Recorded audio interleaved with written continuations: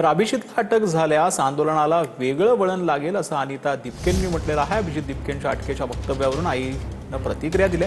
लाठीचार्जची भीती वाटते असं देखील अनिता दिपकेंनी म्हटलंय। 35 ते 36 दिवस झालेत, सरकारनं मार्ग काढावा, अनिता दिपके यांनी हे वक्तव्य केलं। अभिजित दिपके यांची आई आपल्यासोबत आहेत, पण आज जे आहे ते अभिजितनं अशी भीती व्यक्त केली की सरकार जे आहे ते कॉक्रोच जनता पार्टीच्या काही लोकांना अटक करू शकतं।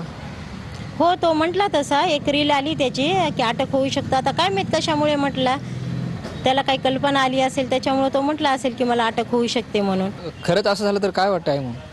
काय तसं झालं की अजून काहीतरी वेगळं वळण लागेल ना। मग आत्ताच त्यांना आंदोलन लाठीचार्ज झालं ते वेगळंच झालं, सरांना उचलून नेलं ते वेगळं झालं, आणि त्याला अटक केल्यावर अजून दुसरं काही होईल काहीतरी। काय सांगावं मग आता हे सरकार काय काय करतं इथं।